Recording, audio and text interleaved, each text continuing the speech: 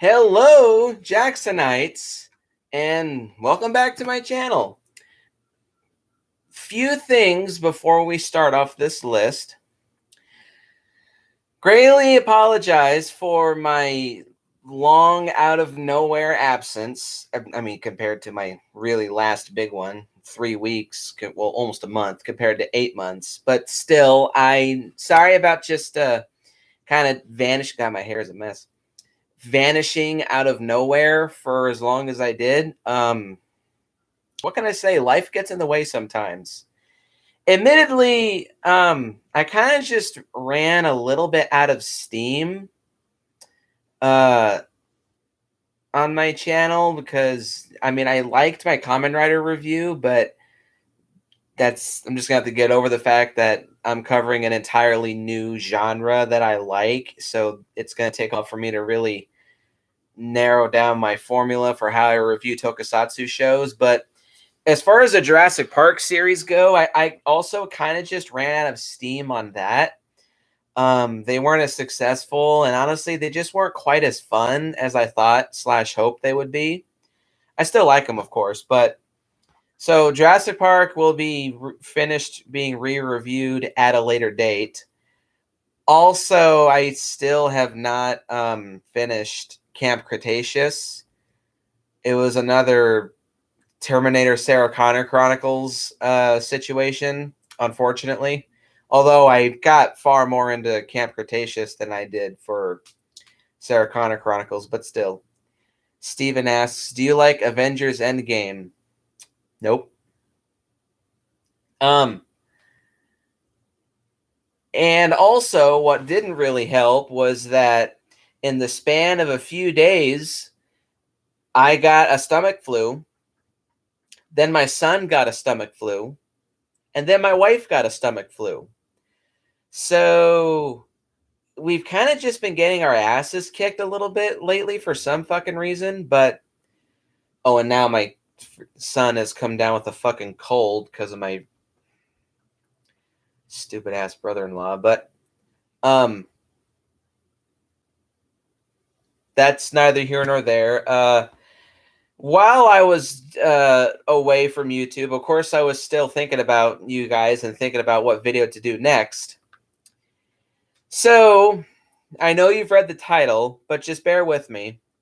I know I've said before, I actually think kind of recently, that I would never do a video like this. But it's funny how things inspire you.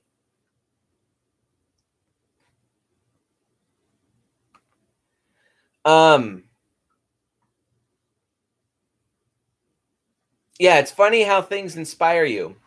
So to celebrate his 30th birthday, Jackie Boy over at Big Jack Films decided to commemorate that anniversary and his birthday, his 30th birthday, by doing a 3-part retrospective of his top 30 favorite films. I watched all 3 parts the day that they came out, and they really inspired me. But with me liking to be me when it comes to videos, I said, yeah, that's a good idea, but I can't narrow it down to just 30. I really cannot. Jack is 30. He turned 30 back in early February. Happy birthday, Jackie Boy, by the way, if you ever see this. Which, by the way, let me let them know. But, so yeah, I decided, 30 is just not enough. I tried to do 50, but as I'm going through all my movies and figuring out which ones are my favorites, I ran into a snag. I realized I can't even do 50. It looks like it's got to be 100. Not that I'm complaining, because you always know how much I love to talk about lots of content. So, yeah, this should be fun. So I've decided that today I will be doing part 1 of my top 100 favorite films.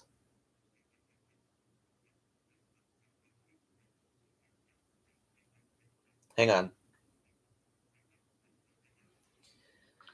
So, one last thing before we begin.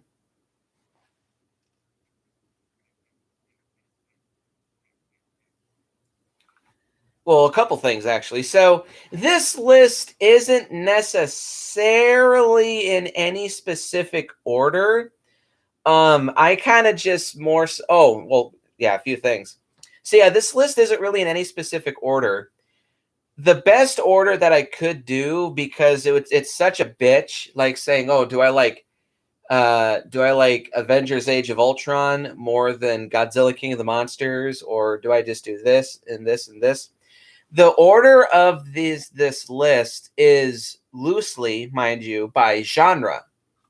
It starts off in historical epics, and then goes to animation, and then goes to drama, and so on and so forth. And it like sci-fi, horror, action, superhero, and monster. Now, really, the top 10, I definitely would say that is no, top 5 specifically. The top 5 on this list are pretty solidly in a order that I would say, yeah, this is like from 5 to number 1 of my favorite films. Like I would like the lesser favorite to my absolute favorite. But this order is very loose, but it's in some kind of order, so that's good enough for me. 2. Oh, Andrew is here. Texas Guy Movie Reviews. Is here. So number 2, I really think a lot of film YouTubers should not even have to say this nowadays, because A, it just gets kind of annoying, but also it really should go without saying. But I'm going to say it anyway, even though it should go without being said. These are my opinions. These are my favorite films. These are the movies that I enjoy so much that, kind of like with my top 20 favorite horror movies, if I was to go live on an island for the rest of my life and I could only take these movies, these are what I would take. The last thing, too, if Jackie Boy can do it, I'm going to do it too. There's a lot of, well, not a lot, but there's quite a few ties on this list, too. Kind of like my top 20 favorite superhero films. There are a lot of ties. I don't go higher than 3, but there are quite a few spots on this where there's multiple movies in one spot. And I will explain them as I go along. But more often than not, it is just because either A, I just cannot pick between the two, or 2, I consider them to be one movie, or like you can watch them pretty easily as one movie, and they just flow into each other really nicely, and that leads to it being difficult to pick one or the other. So for those people that say you can only have one, this isn't the list for you. There are just some movies out there that they have a sequel, and I really just cannot choose. I either can't choose between the two, or I can't leave both out. I have to include them. There's not that many. I think there's only maybe 10 or maybe 12 spots throughout this list where there is a tie. But just a disclaimer for that. And I think that'll be about it. With all that being said, well, before we begin, of course, a word from our sponsor.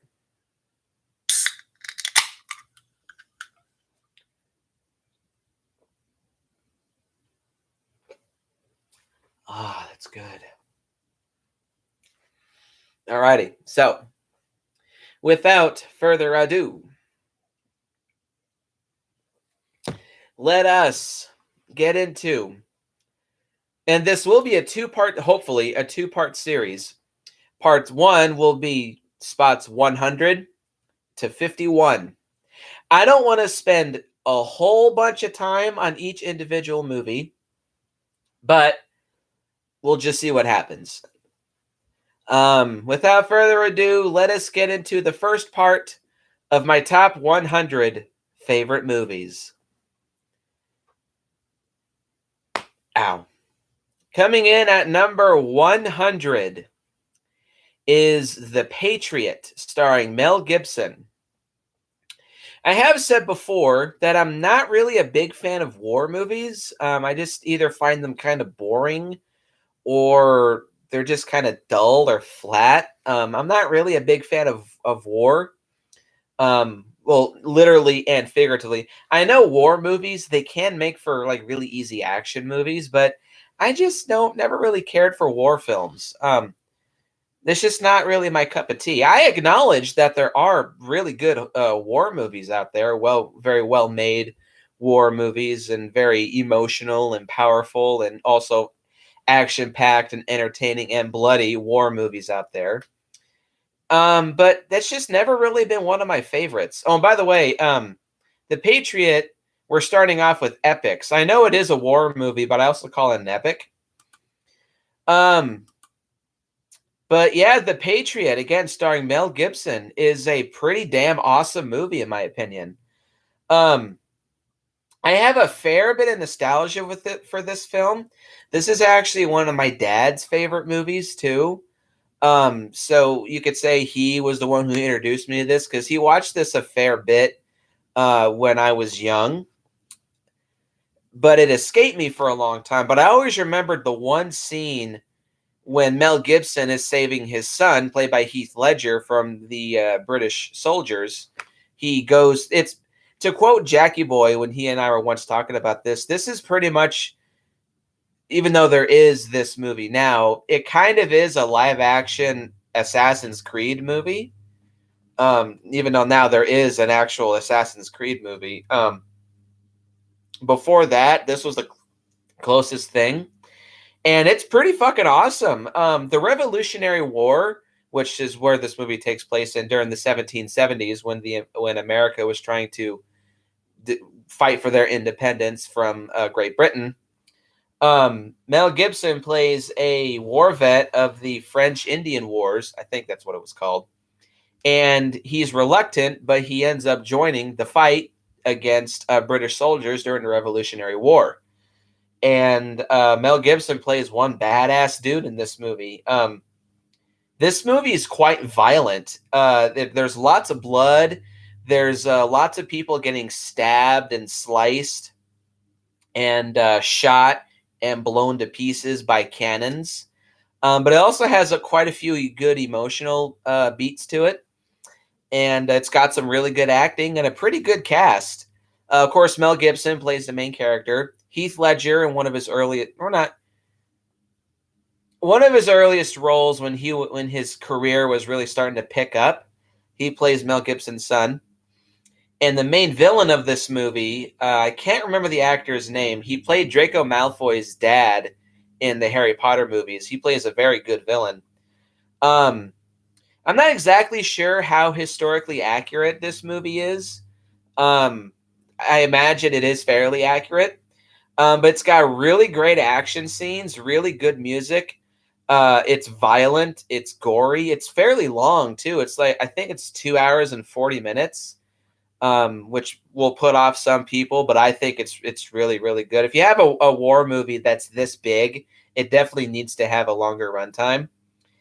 And while a lot of people may love to shit all over Roland Emmerich, I definitely say this is his best movie. Maybe not my favorite movie of his. That's one later down in this list. But I definitely think this is his best film. Either this or The Day After Tomorrow, which is also a good movie. Coming in at number 9, from one Mel Gibson war movie to another.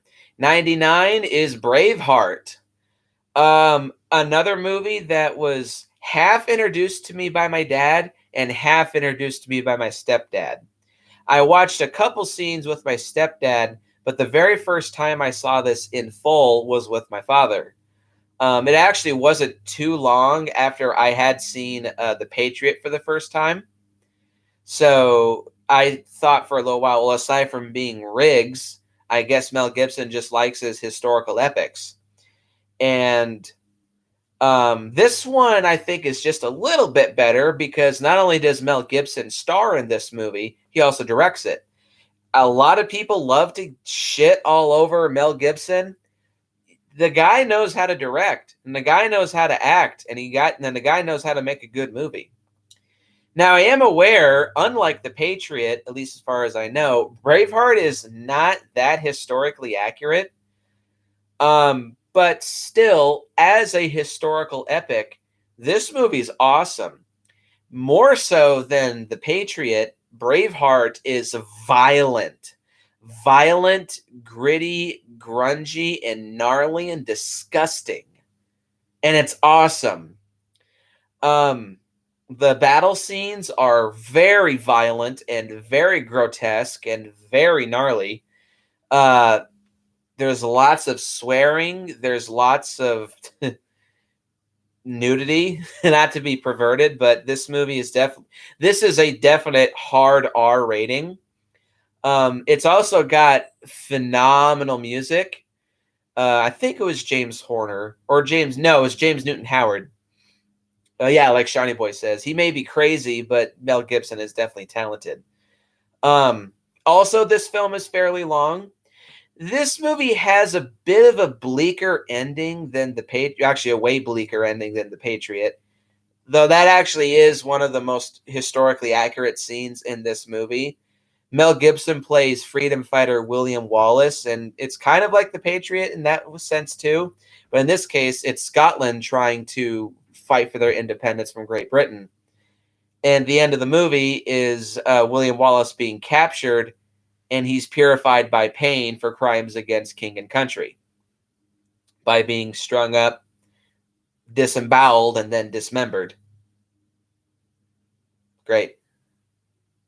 Braveheart is one kick-ass war movie, and again, not very historically accurate, but it's entertaining as fuck and very emotionally and gripping and engrossing film.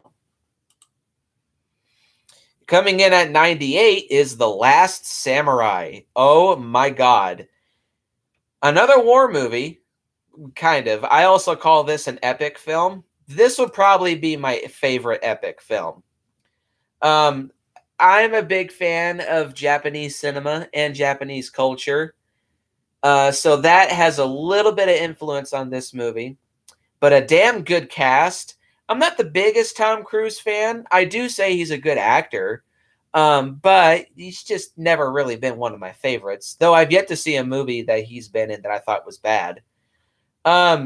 This is probably my favorite Tom Cruise film as well.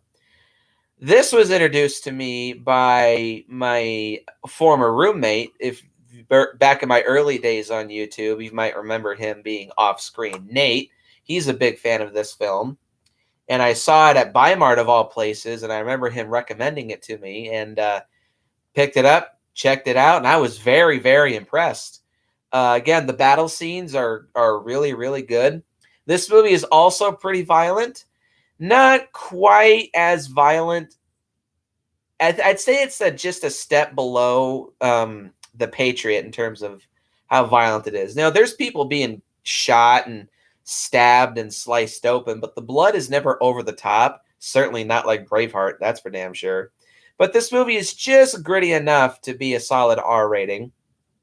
But my favorite scenes in this movie is when Tom Cruise's character is captured by Ken Watanabe's tribe, and he lives with them for a while. All of those scenes in that stretch of the movie is just stellar. In hindsight, yeah, it's a little bit like Avatar. So maybe Avatar may have not have ripped this off, but took some inspiration. Or I think it's not Last of the Mohicans. I think that movie is also pretty similar to this. But it's just so damn good. Again, great fight scenes, great gore, great cast, really good acting, phenomenal music. The Last Samurai is a kick-ass movie, in my opinion. Also, one other thing is that you might notice that a lot of my favorite movies, they're either violent and bloody or action-packed and entertaining as hell. Yeah, that generally is the type of movie that I do like. So for these next, there's not much in the next one we have here is drama.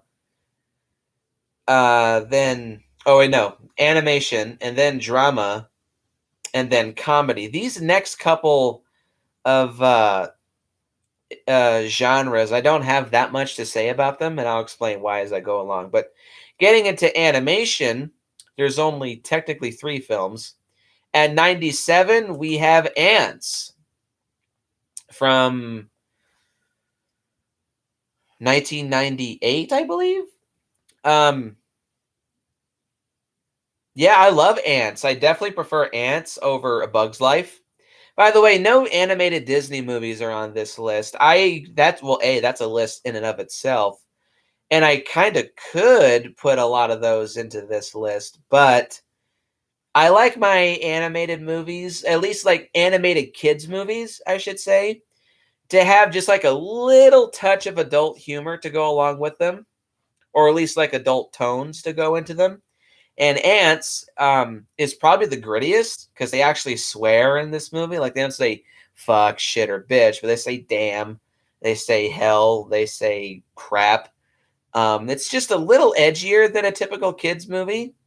But there's still kids' humor here to be found. But also adults can enjoy this film as well. And those are my favorite kinds. Not really much to say about Ants. I have a crap ton of nostalgia for this movie. I watched this a lot when I was a kid with my mom because this is one of few animated movies that she likes too. Amazing cast. I will always prefer DreamWorks as an animation studio over Disney or even Pixar. Because DreamWorks, they tend to have more mature and talented casts. And look at Ants. Ants probably has my favorite cast of. Well, no, that's Kung Fu Panda. I love Kung Fu Panda, but that's not quite one of my favorite films. But Ants has a phenomenal voice cast: Sylvester Stallone, Sharon Stone, Jennifer Lopez, Christopher Walken, Gene Hackman doing what he does best, always playing a dickhead. And I love the one thing about the animation too. Not only do they have really good voice actors, but on the characters in the movie, they incorporate some facial features from their actors, so that you can easily identify not only the character's voice, but you can tell who's who because the character is kind of like Sylvester Stallone's character. What's his name? Weaver kind of looks like Stallone, and Jennifer Lopez's character kind of looks like Jennifer Lopez. Um, yeah, I love Ants. Again, another movie with a really kick-ass soundtrack. It's got some really funny moments. It's got some good moments of a bit more matured peril. Oh, Danny Glover's in this one too. Um, Overall, I love Ants, but not as much. These are definitely my 2 favorite animated movies. The first tie at 96, Shrek 1 and 2. Nah, that's because both movies came out at the same time. It actually led to a bit of a controversy around the two. Disney was saying, "You're ripping us off," and then DreamWorks said, "You ripped us off." Probably was Disney who ripped off Ants, because they like to do that.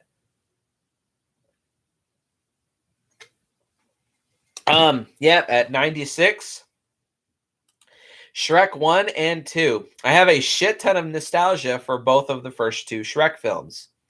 I've seen both hundreds of times. Um, the animation on the first Shrek may be a bit dated, sure. To be fair, this was still pretty early in DreamWorks' career as an animation studio. But still, I think it holds up pretty well. What really sells these movies for me, especially now as an adult, this is like Ants, this is the perfect kind of animated film that has lots of stuff for kids to enjoy. But there is still some adult humor here. That's nothing like, say, The Hangover, like nothing super risque. But there's more mature jokes in this movie that they can go over kids' heads and just be perfectly harmless. But the adults can watch it and they can get it. And there's like, that's funny. I see what you're doing there. Um, yeah, Shrek 1 and 2, I think, are perfect examples of a kids' movie that is not just a kids movie. It's a family film. There's something here for all ages to enjoy. The kid jokes are for the kids, and the adult jokes are for the adults. I really can't choose between the first two, though I think honestly, if I really had to, I would probably say part two is my favorite because that has the most going for it. But I have a shit ton of nostalgia for the first Shrek as well. Both movies are really funny. They got really good soundtracks, lots of really funny, timely songs, great use of Mike Myers' sense of humor. Again, a really good voice cast. Cameron Diaz, Eddie Murphy as Donkey, and of course Mike Myers as Shrek. It's phenomenal. Using a bit more of his fat bastard voice over his Austin Powers voice. Um, yeah, I love the first two Shrek films. Jackie Boy, fuck off. How can you hate Shrek? Coming in at number 5, we are now in drama. Forrest Gump, starring Tom Hanks, of course. How can you dislike Forrest Gump? I haven't really met anybody who's, well, no, actually, but that's for a more understandable reason. But other than that, I've never met anybody that disliked Forrest Gump. A very quotable film, um, a very, again, emotional film, a very heartwarming film.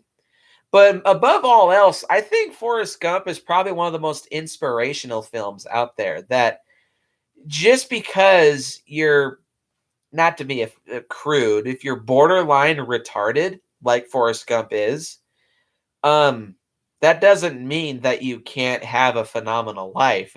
Forrest Gump has seen it all.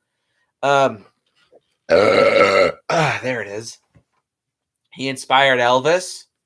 He went to the Vietnam War. He met 3 presidents all throughout his life. He played ping pong around the world in China and Russia and Vietnam.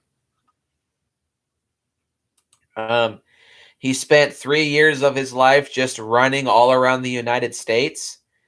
And the movie ends with him getting married and having his own son, Forrest Gump Jr. Forrest Gump is just a special, special movie. It's definitely one of those mandatory feel-good movies. If you just want to watch a movie and feel good about yourself, Forrest Gump is that movie for you. Coming in at 94 is another tie.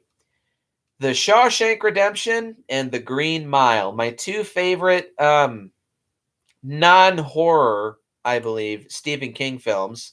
And I really can't choose between these two as far as Frank Darabont Stephen King movies go. I do love The Mist. I love that as a horror film, not quite as one of my favorite movies, though The Mist is awesome. If my brother was here, he'd definitely agree. My brother is also a big fan of these movies too. Like him, at least I think too. Let me ask him real quick. I prefer The Green Mile over The Shawshank Redemption. One, I do like Tom Hanks more as a leading actor than I do Tim Robbins, though Tim Robbins does really good in Shawshank. Hang on a sec. Let me ask him.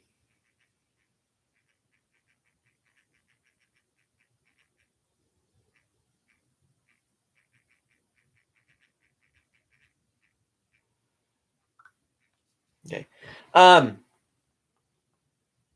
Yeah, I do prefer Green Mile over Shawshank. Although similar to Forrest Gump, Shawshank Redemption I think could be labeled as one of those really good feel-good movies. Even though it has some moments that are pretty depressing and sad. Again, too, I'm not a big fan of prison dramas. I'm just not a big fan of dramas in general. But of course, I do like some. And Shawshank Redemption is a very, very strong prison drama. Though I give it more to Green Mile because A, I like that cast a little bit more. B, I like that it's long. Shawshank's pretty long too. Shawshank is like 2 hours and 30-something minutes, whereas Green Mile is, I think, 3 hours and 20 minutes. Worth every minute though. Again, I like the cast more. Tom Hanks is great. I can never remember this guy's name. It's the guy who plays Buford. Or no, Brutal, excuse me. Yeah. He's a great actor. And the guy who plays Percy is such a great love to hate villain. Um, and of course, we have the awesome, lovely Michael Clark Duncan, may he rest in peace, as John Coffey. Um, I love every minute of The Green Mile and The Shawshank Redemption.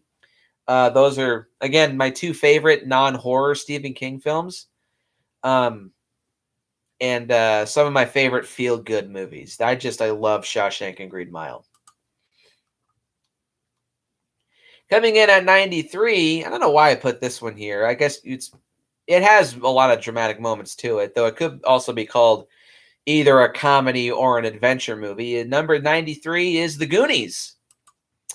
I was, for some reason, I agree. Frank Darabont needs to make more Stephen King movies. The Goonies, I loved as a kid. For some reason, I just never really was interested until I met my stepmom, actually. This actually was the very first movie I ever bonded with my stepmom over, because when she and my dad first started dating and when she first met me, when me and my dad first went to visit her at the place she was living at the time, she told me, "Hey, you ever seen The Goonies?" I've heard of it, but no, never. She said, "Why don't you sit down? I think you'll enjoy this." And I did. I actually ended up stealing that VHS tape from her when after her and my dad got married. But yeah, I watched it as a kid, though. Surprisingly, I've only watched it a few times in the last few years. I don't know why. Um, I think part of it's because I've seen it so many times. Oh, thanks, Ryan. Yeah, The Goonies is a fun little adventure movie. I also have fond memories of this because me and my mom and stepdad actually went on a vacation to Astoria once, where the movie takes place, and we were able to see some of the locations that the movie took place, specifically Cannon Rock, which is the scene where Mikey discovers where the treasure is located, with the lighthouse, the rock, and the restaurant all fitting the doubloon. No, I'm not doing the truffle shuffle. Fuck you. Although I used to imitate that scene all the time when I was a kid to make people laugh. I could do it pretty damn well. I could do it pretty well. Shockingly, my wife has never seen this movie. I think she would dig it. Um, but yeah, Goonies, it's a fun, again, another like real good feel good movie. But Goonies is a good cult classic. How the hell has there never been a sequel made? What the fuck?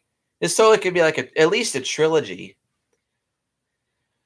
I know they've been trying over the years, but well, it doesn't help that Richard Donner recently passed away. But I'd like to see a sequel sometime. Coming in at number 92 is Big Fish. Um, Big Fish is a couple of things for me.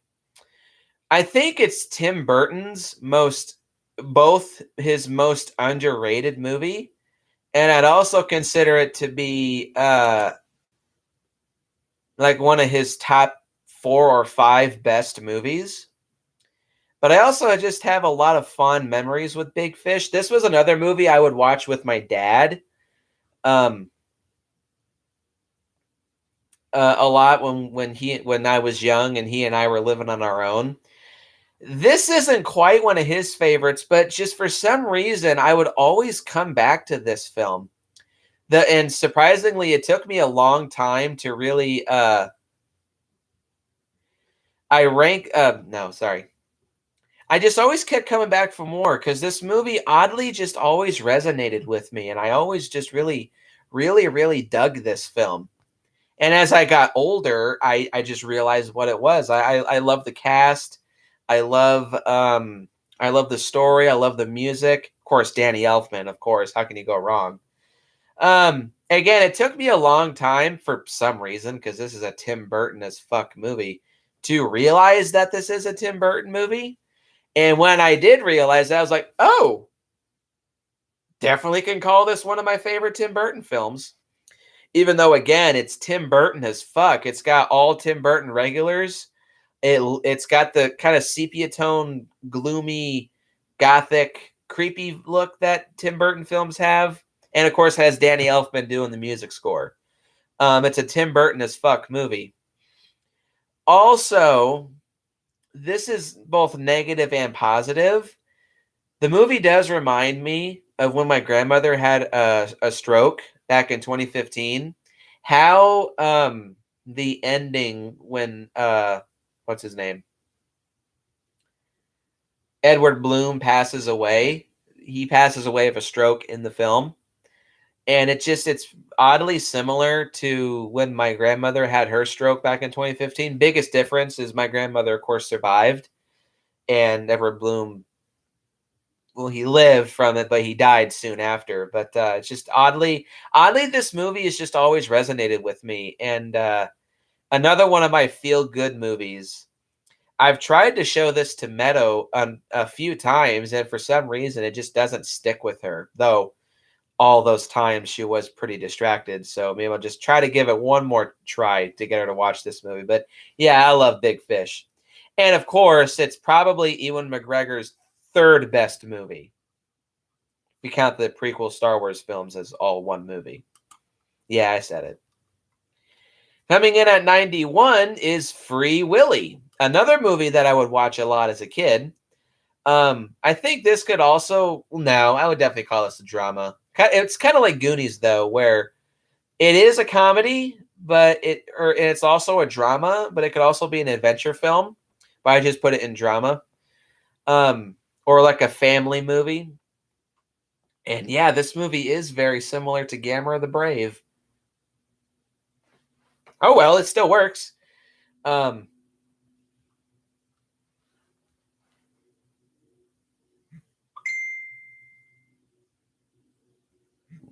okay, yeah. See, I was right. My brother does prefer Green Mile.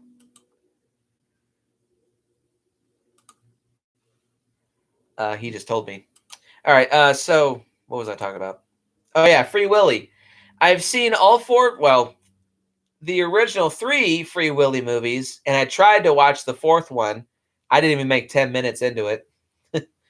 But I love part two as well. Not quite as much because it's got a pretty heavy-handed it saved the environment message. Although thankfully Godzilla versus Hedorah, it is not. And part three absolutely sucks ass. So there's that. But the first Free Willy, I love it. I never realized that the music for the movie was done by the same guy who would do RoboCop. Okay, cool. Definitely very different from RoboCop. It does not even remotely resemble RoboCop's score at all. It also resonated with me because as a young one, I used to study animals all the time, and some of my favorites to study were whales. I know orca is a dolphin technically, but still, I love to research sea life. And this movie resonated with me because I love researching animals. So, ooh, a movie about a man or a boy making friends with a killer whale. Gimme! And of course, I love this movie as a kid. I love it as an adult too. It's a fun, cute family adventure movie. Can't remember the guy's name, but the guy who plays Jesse, he's very convincing, and his chemistry with Keiko, the killer whale, whom unfortunately is dead now, is very believable and very well done and very well pulled off. Yeah, Free Willy is a fun, entertaining family adventure film. Now we're into comedy. Coming in at number 90 is I actually think I might have to cut this at 25. We'll see. Coming in at number 90 is Bruce Almighty. Technically, my favorite Jim Carrey movie is later. I'm kind of giving it away, but I consider that a superhero film. But like of just the pure comedy, even though this has horror or not supernatural, technically, aspects to it. Sean, if you want that, you can watch Shark Boy and Lava Girl, because that happens in there. Yeah, I think I actually might have to cut this at 25 or 75, excuse me. Yeah, Bruce Almighty, in terms of just the pure comedy films with Jim Carrey, easily my favorite. Bruce Almighty is one funny ass flick. It's such a weird choice. Have you think, oh, who should we have play literally God? Jim Carrey. Weird, but genius. Man, is this movie funny.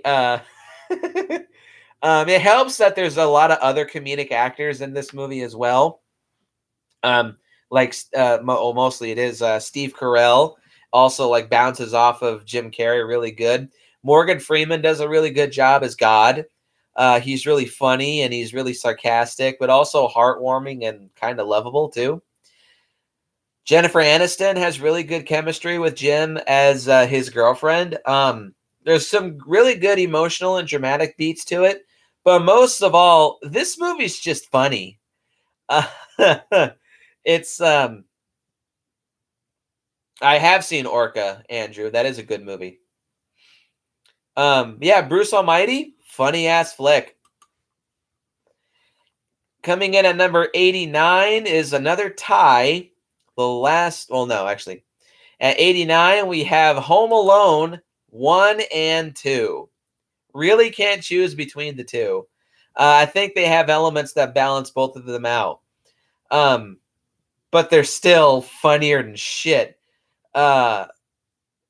Really, everybody knows that the only reason to watch both the first two Home Alone movies is really for the third act when it's Kevin versus the Wet Bandits.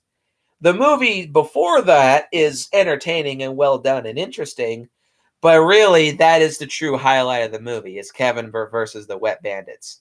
Yes, we all know that multiple times doctors have come out to say, yeah, so many of these traps that Kevin has, like this would break his nose, this would break his jaw, this would kill him, this would kill him, this would crack his skull, this would break his legs, this would crack his ribs. Who cares? It's funny. Some of my favorite pranks from the first film, the hot door handle, the BB gun to the balls, the iron to the face, the glue on the face and feathers spraying all over him. Yeah, one does have more heart, but two is definitely funnier. As for part two, some of my favorites, of course, the bricks being thrown at Marv's face is always funny. The staple gun to the balls, the bag of flour comes splashing down on his face. The hot head into the toilet of paint thinner. Marv does have the best. And the funniest of all to me is when Marv gets electrocuted, it turns into a fucking skeleton.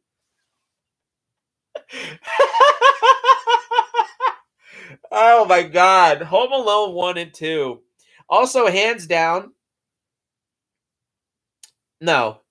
Fred Claus is my favorite Christmas movie. But Home Alone 1 and 2, I think, are some of the most quintessential Christmas movies of all time. Fuck off National Lampoon's Christmas Vacation.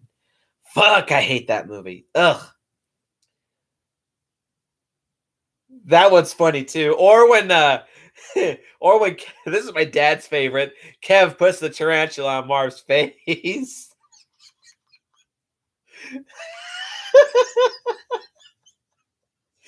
Oh man. Funny movies. This is the last tie for a little while. Yeah, I'm actually going to cut this. So real quick, change of plans. This is going to be a 4-part series. So this one will actually be parts 100 to 76. So this will be a 4-part series. Oh well. Yeah, number 88 is grumpy old men and grumpier old men. These are introduced to me by my grandparents, actually. My grandfather is a big fan of these movies. My dad, too. Both my dad and my grandparents introduced me to these movies. But I absolutely love Grumpy and Grumpier Old Men. I think I do prefer...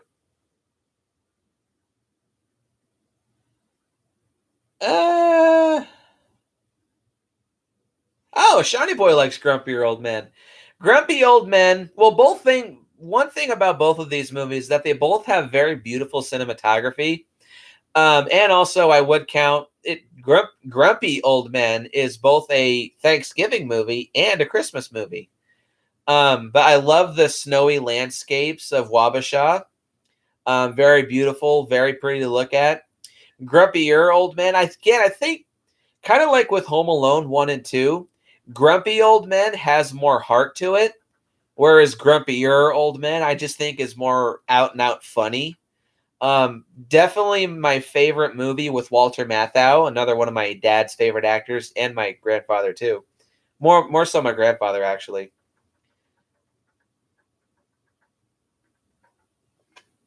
Really good old man humor.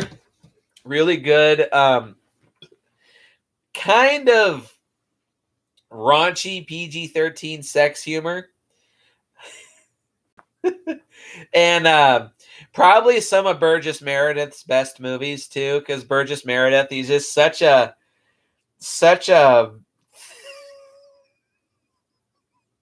reminds me of my grandfather, Burgess Meredith, as Grandpa Gustafson. All the outtakes with him. Oh, looks like Chuck's taking old One Eye to the optometrist. Oh, looks like Chuck's gonna show her the holy of holies, coitus uninterruptus.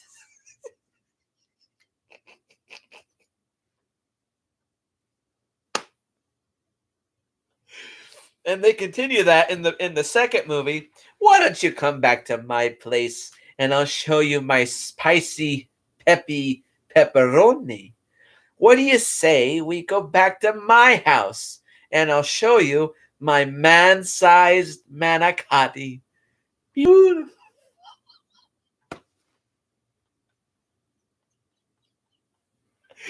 Oh man, yeah, Burgess Meredith's got some of the best lines. Yeah, Grumpy Old Men and Grumpier Old Men. I love these movies. That it's a shame that they could never have made a third movie. I think there were plans, but both Jack Lemmon and Walter Matthau passed away not too long after the second movie.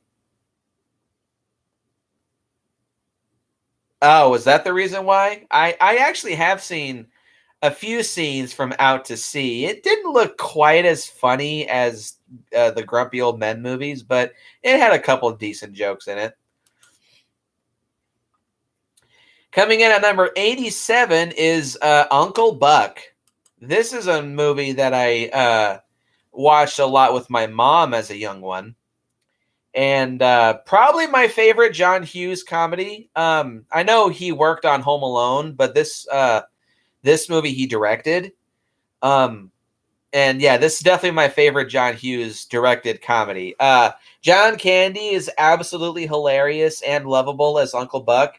Some really good jokes, some really good kind of sex humor. I love the setting. And again, this it has heart to it. Again, John Hughes. But man, is it funny. I'm Porter, the clown. Listen, sorry I'm late. I'm at this all-night bachelorette party. Get any dildo jokes? Twang! I'm the guy. I don't have to take any shit from you. No, I am. The field of local live home entertainment. Oh my God! Get in your mouse and get out of here. Hey, you, let me tell you something, you low-life, lying, floor-flushing sack of shit.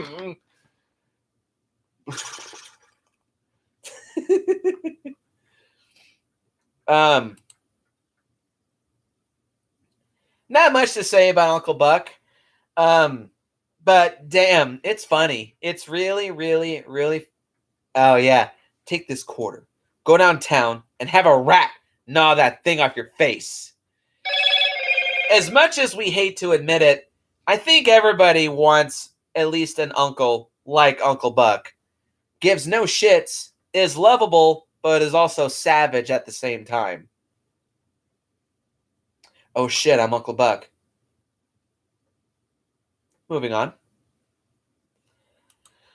Coming in at number 86, Wedding Crashers. Okay, so admittedly, I'm not a big fan of sex comedies.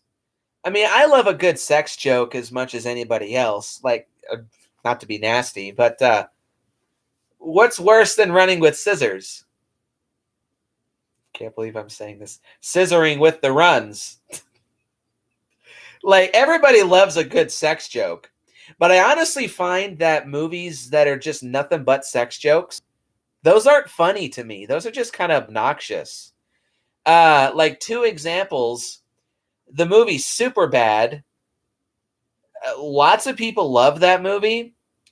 I didn't even crack a smile or even let alone laugh a single time watching Superbad. It just wasn't funny. Um, and number two is the Hangover movies. Well, I really only saw the first one, but parts of part two. Those aren't funny at all. They're just annoying and obnoxious and kind of gross. Like that's not funny to me. But Wedding Crashers, this movie's funny. There is a lot of sex humor. Definitely, I think the best comedies also are the R-rated ones, just because like there's no limits on what kind of humor you can tell. But Wedding Crashers, man, is it funny! Some really funny sex jokes. Has a pretty decent cast: Owen Wilson, Vince Vaughn, and Christopher Walken, and Will Ferrell in one or no, kind of three scenes, but they're really short. Um, and kind of a good redemption story about a guy who is kind of an unlikable douche. Why? Because it's so short. Because Will Ferrell is just not funny. Well, kind of. I'll explain. Um, oh, that hurts. But really, yeah, it's a good redemption story where a guy he kind of starts out a little unlikable, like he's just kind of a sleazeball, but then he realizes that yeah, I'm kind of a sleazeball and I actually care about this chick, so I kind of want to put a stop to my bad ways. And it's sweet, but most of all, Wedding Crashes is funny, funnier than shit, but not as much as now. This is the end of what I call pure comedies because honestly, comedy is probably my least favorite genre aside from war movies, because comedy is just so subjective. As I've explained, what a lot of people can find funny in sex humor, which is in a lot of comedies nowadays, I don't really find that funny, at least when it's in excess. But really, just in general, pure comedies, they're just kind of empty for me. Like you can watch them once or twice to get a good laugh, and then you move on to something else before it just gets dumb or just not funny. But my number one favorite comedy of all time, just a pure comedy, is number 85, Step Brothers. I'm not a big fan of Will Ferrell. I don't really think he's that funny. Um, there's been a couple movies he's done other than this that I have thought were funny, like Get Hard with Kevin Hart. That was kind of funny. Meadow introduced me to that. Um, Blades of Glory was also pretty funny. But it's definitely here with Step Brothers where Will Ferrell is at his very best. His chemistry with John C. Reilly is just pitch perfect. They start out hating each other, and it's hilarious watching these guys fight. And then they grow to love each other, and it's hilarious watching these guys become a duo. Really good jokes, really good gags. Probably the funniest fart scene, so juvenile, of any movie that I've ever seen that I could actually imitate pretty well.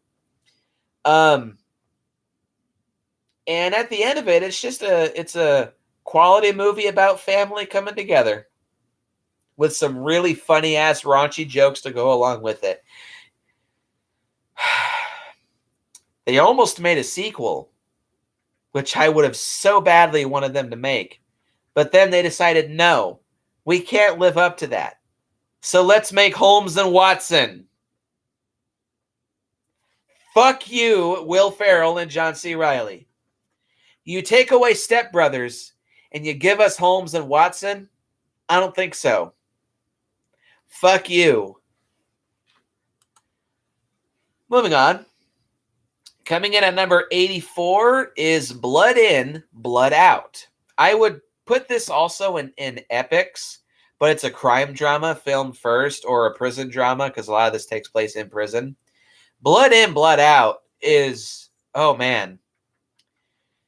I saw this movie for the very first time when I was very young. I really should not have been watching this when I was very young. But my mom was having some friends over, and one of her friends put this movie on, and I just so happened to come out.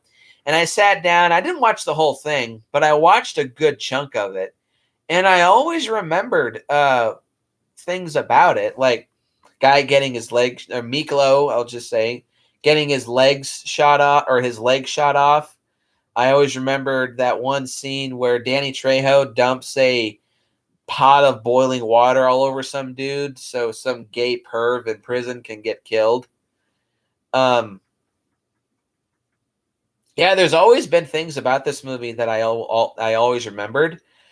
And it wasn't until I was way older, when I was about 20 or 21, when I was at my local FYE, and I saw it in one of the spots in FYE. And I picked it up, and just as soon as I saw the cover, I was like, this is that prison movie from when I was a kid. So I bought it and I took it home. I didn't know that the movie was over 3 hours long. And I sat down and I watched the whole thing in one sitting. I was like, this movie's awesome. And I've said this before too. The entire time I'm watching it, I'm just saying to myself, my brother would love this movie. I need to show this to my brother. My brother needs to see this. I need to buy this for my brother. So I did, and I gave it to him, and I told him, because my brother has an obsession with anything related to either prison, gang warfare, or drugs. And this movie combines all three into one. So I got this for him. I told him it's a epic police procedural, prison drama, gang warfare movie. So he was like, so I gave it to him. A couple nights later, he texts me at like 3 o'clock in the morning, and he's screaming at me, Blood In, Blood Out is a phenomenal fucking movie. It is an easy 10 out of 10. It is so damn good. And I just texted him back, told you. Yeah, Blood In, Blood Out. Oh my God, it's a shame that this movie flopped. It cost $35 million to make, and it made just under $5 million in its box office run. Though it came out in 1993, and I think that's because Jurassic Park was stealing everybody's thunder. Shawnee Boy, definitely watch Blood In, Blood Out. It is a great fucking movie. One of Bill Conti's best music scores for any movie he ever did. I actually think it's better than Rocky, or not Rocky, Karate Kid, honestly. Actually, no, I think it's better than both Rocky and Karate Kid. Sue me. Blood In, Blood Out, vastly underrated movie. I know it has its fans, but still, Blood In, Blood Out is a extremely miserably underrated film and is a goddamn unsung masterpiece. Coming in at 83 is Labyrinth. This was a movie that I also watched a lot with my dad growing up, and I have a shit ton of nostalgia for. Not necessarily a fan of David Bowie as a musician. I think this was either his only movie or one of very few movies that he was in. But man, David Bowie is awesome in this film. And it was also, I believe, one of Jennifer Connelly's earlier roles. But the true highlight of Labyrinth, aside from David Bowie and all of his songs, is the phenomenal special effects by none other than Jim Henson. The puppets and animatronics and costumes and makeup all look utterly phenomenal. Very fantastical, very 80s, but very whimsical and charming. All of the effects in this movie are so damn good. I love the fantasy setting of this movie. It, again, another movie I wish could have gotten. By the way, we're starting off this with fantasy now, so we're going to be in fantasy for a little bit. But I love the setting of this movie. I wish this also could have got a sequel. I know there was a few comic series that continued the story, including one that was a direct sequel to this, but it's just a shame this never got another movie. But I love Labyrinth. Love the music, love the songs, love the effects, love the characters. I just love this movie. Coming in at number 82 is The Scorpion King, my favorite of The Rock's early movies. Not my favorite of all of The Rock's films, but it's one of them. I am very biased towards The Rock. I've said this before. The Rock's one of my favorite actors and definitely one of my favorite action movie stars. And this was probably his very first really great action movie. There was Walking Tall and The Rundown, which is on this list, but is way later. Yeah, this is one of his. This is my favorite of the early days. I like. Oh no, I'll talk about that. Never mind.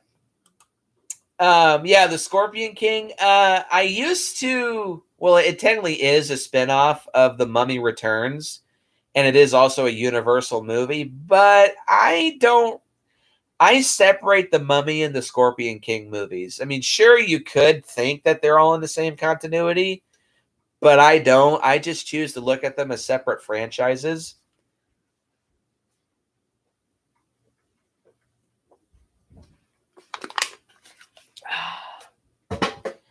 But yeah, great action scenes, really good music, a really, really good cast. Very nostalgic for me because I used to watch this a lot when I was very young. And this also came out kind of towards the end of it, but while I was still a WWE fan. And this also resonated with my mom because The Rock is my mom's biggest celebrity crush, along with Hugh Jackman. So I watched this with my mom a lot, and I watched this at my grandparents' place a lot. I love The Scorpion King. It's a special movie for myself, and it's got one of my favorite audio commentaries with The Rock for any of his movies too. So that's an added bonus. Coming in at number 81, Jackie Boy, this one's for you. Though you're probably going to scream because it's so low. The Lord of the Rings trilogy. Like with Jackie Boy, I consider all three of these movies to be one whole movie. And probably it's also the longest movie ever made because all three of the extended cuts equal to either just under or just over 12 hours in length. It's worth it. Again, these are movies that were introduced to me by my dad. He's a pretty big fan of the Lord of the Rings. And this is probably, aside from Harry Potter, the biggest franchise that me and my dad could sit down and watch together. And just have fun, just enjoying each other's company and enjoying these movies. Along with my brother, too. He's also a pretty big Lord of the Rings fan. I don't really know which one of these two is my favorite because all three of them have their strengths and weaknesses that balance each other out.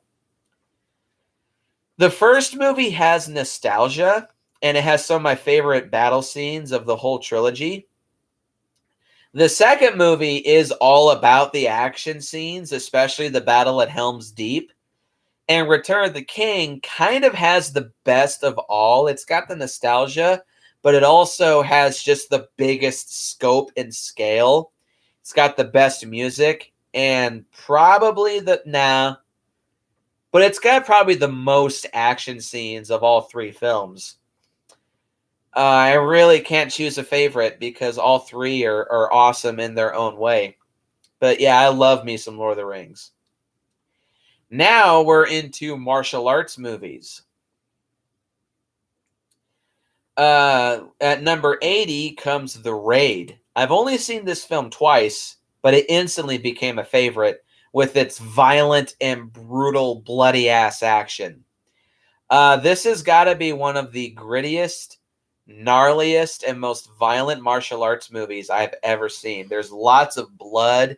There's lots of throats being slashed, people being cut down by bullets, joints being snapped, joints being cut out, just people being gunned down and cut down left and right. And it's just so gnarly and so brutal and so awesome. The Raid is, oh, so fucking good.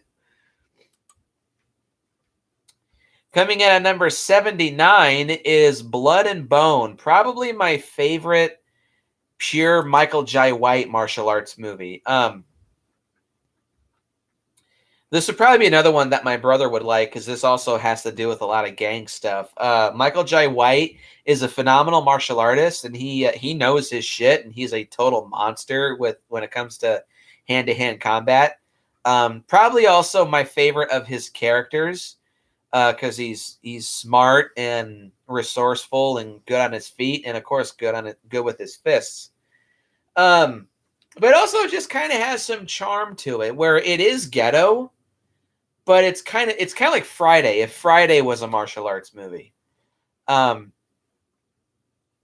of course, as a martial arts movie, the fight scenes in this film are utterly spectacular. Fairly bloody, though just enough to get the job done.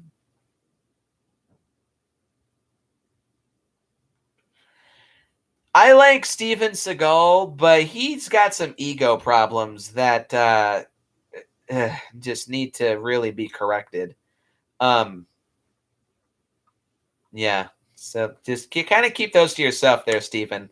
Just go back to the 80s and 90s when you were pumping out really good action movies. Yeah, Blood In, Blood Out. It's kind of low budget too, but it makes good use of it. It's got some really good martial arts choreography, funny characters, a decent story, and just overall, it's a fun, charming martial arts movie. This would be the last tie for this video at number 78. Ip Man 1 and 3. The Ip Man series starring Don. Yeah, unfortunately. I don't know what's up with Steven Seagal lately. He's very, very egotistical. Unfortunately, too, because the guy does have talent. It's just a little bit like James Cameron. It's just those ego problems that kind of hold him back. But whatever. Well, those and the fact he kind of can't keep his dick in his pants, but that's neither here nor there. The Ip Man series starring Donnie Yen, I think, is probably the most consistent martial arts franchise out there. Of course, Donnie Yen is in all four. Well, actually, no, there's 5 of them, but all the 4 Ip Man movies specifically. Some of the greatest martial arts choreography of any martial arts movies in the last 10, 15 years. One of the most engrossing characters, one of the most engrossing storylines, and above all else, some of the best and most entertaining martial arts action of the last 10 to 15 years. Specifically of 1 and 3, these are my two favorites. 2 has really good action, but it's just a little too heavy-handed with the feel sorry for the Chinese messages. And part 4 was pretty disappointing. I think, has the weakest action, and it has just the overall weakest story. It's also the most depressing and the most bleak. And it easily has the weakest villains. But the first Ip Man is probably my favorite overall of the whole series. It's got the best balance of good characters, a good story, and really good action.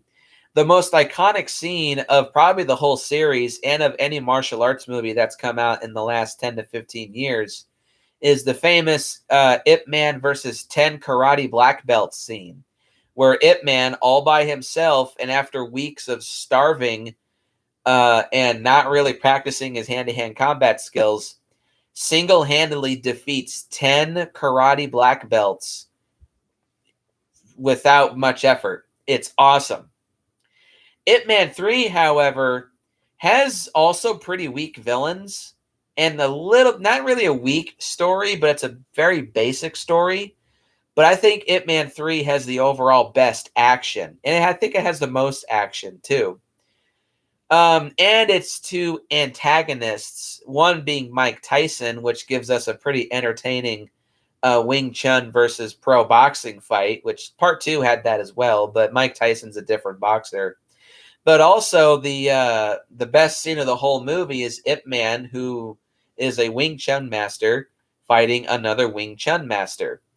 And that fight is just absolutely phenomenal. Which that led into the spinoff, Master Z, Ip Man Legacy. That same character who Ip Man fights is the star of that movie. Yeah, Ip Man 1 and 3, they have elements that balance each other out, but I do think the first one overall is my favorite. But yeah, I love me some Ip Man films. Coming in at number 77 is Undisputed 3. This is probably my favorite martial arts movie of all. The third, of course, of the Undisputed series, there being 4 of them, which for some reason has a shit ton of views on my channel, my original review of Undisputed 3. Probably my favorite fight scenes of any martial arts movie. My favorite setting, it's a prison martial arts movie. I like those a lot. I like Avengement too. That's a really good one. Yeah, fantastic action scenes, really good fight choreography, fun characters. It's just an endlessly entertaining and endlessly rewatchable movie. Another one that I have fond memories watching with my brother as well. Undisputed 3 is fucking awesome. Probably Scott Adkins' best performance, too. And finally, at number 76, this is where I'm going to end it. I thought I could get away with doing 50, but nope. Or, yeah, 50 in one video, but nope. Oh, well, that's okay. But yeah, number 76 is Bicentennial Man. This is another kind of an odd one out, though this does start off. No, excuse me. 75 is the odd one out. Though this starts off getting into the sci-fi genre, which that one has quite a few in and of itself. Yes, Bicentennial Man, starring Robin Williams. This is probably Robin Williams' most underrated movie, or at least one of them. And it's one of his strangest films as well. Probably not the strangest. I think that's 1 Hour Photo. But this is the best. It's like what Trev said to me at one point, too.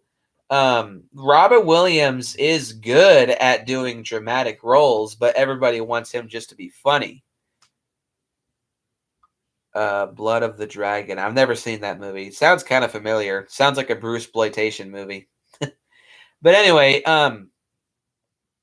yeah, Bicentennial Man is probably, it's a few things for Robin Williams. I think it's his only sci-fi film, but it's probably his most unique film too. It's his most underrated in my opinion, and it's definitely one of his best. And it's also a good example that shows that Robin Williams can do both in one movie. He can be funny, but he can also play a really good dramatic role. And this movie does that very well. Again, a very unconventional film, too, because it's a sci-fi film, but it's also a drama, and it's also a comedy that uses the sci-fi genre as a background piece to tell this really engrossing and uplifting, but also a little sad story about Robin Williams, who starts out as a robot and then is transformed into a human and dies as a human. It's very entertaining. It's a lot of fun. It's very funny. And yeah, it's just again, it's a shame that or not really again, sorry. It's a shame that the movie underperformed, but a lot of these movies.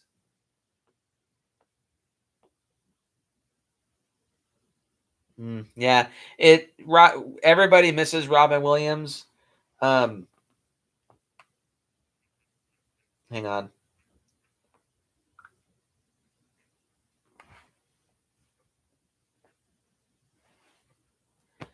Um, yeah, everybody misses Robin Williams. I choked up too when he passed away, and also to celebrate that, I watched this movie because honestly, this might be my favorite Robin Williams movie. Yeah, I'd actually have to say that. I think this is Robin Williams' best movie, and I think this is my favorite of Robin Williams' films.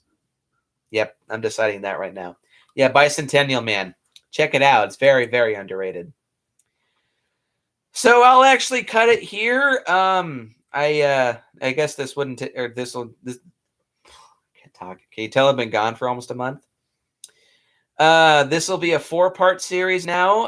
In the next part, 75 up until 51, we're going to go through the rest of sci-fi, and then do zombies, then do horror, and end by getting into action. So look forward to that. Hopefully, I can do it tomorrow. So yeah, that's my first part of my top 100 favorite films. Post your comments down below. Let me know what you think. Hit the like button and hit the subscribe button and share this video with your friends. And as always, go out and watch some of your favorite films. And as always, I will see you guys in the next video.